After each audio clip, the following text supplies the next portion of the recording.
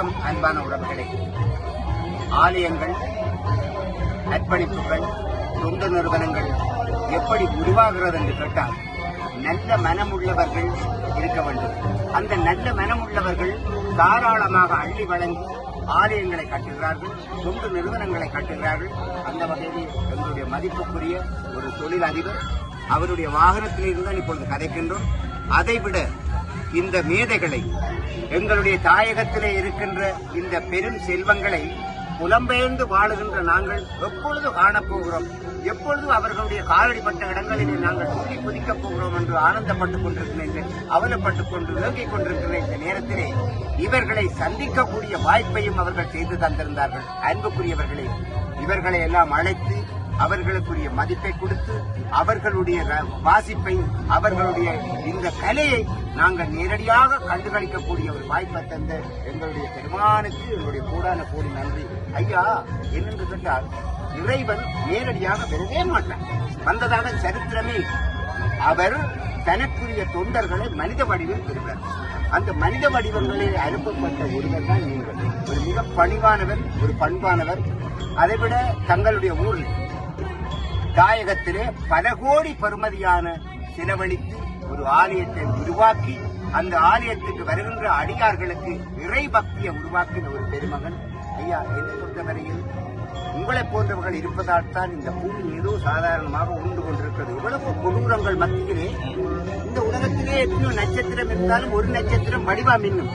அப்படிப்பட்ட நட்சத்திரங்கள்லாம் அது எப்படி உங்களுக்கு அந்த அப்படி செய்ய வேண்டும் என்ற ஒரு ஆர்வம் பெற வேண்டும். ஐயா, எப்படி வந்தது? ஐயா, நீங்கள் சொல்லுங்கள். ஐயா, முதல்ல நீங்க சொல்லுங்க.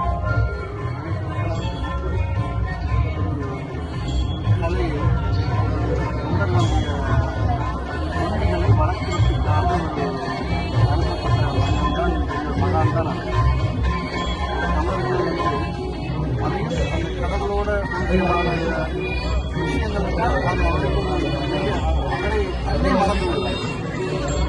செய்கிறது ஒரு விஷயம்னா தன்னை மறந்துதான் எந்த விஷயமாக இருந்தாலும் அதே போலதான் அந்த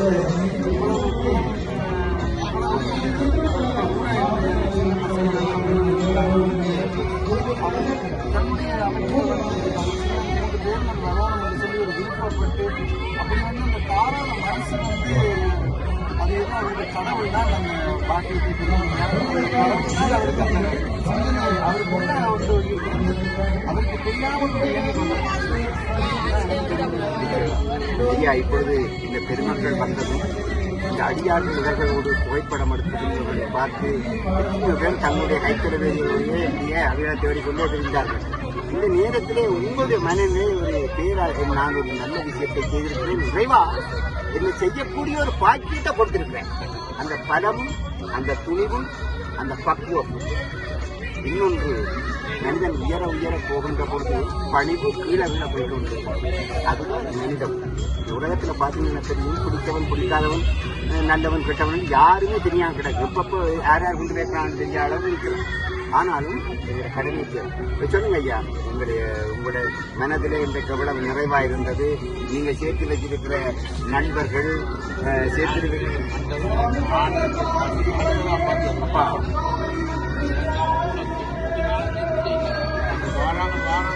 அவங்களை ஏர்போர்ட்டு போயிட்டு நாலு வந்து வாங்கிட்டாங்களா, அவ்வளோ சந்தோஷம். நீங்க லண்டன்ல வந்த உடனே இந்த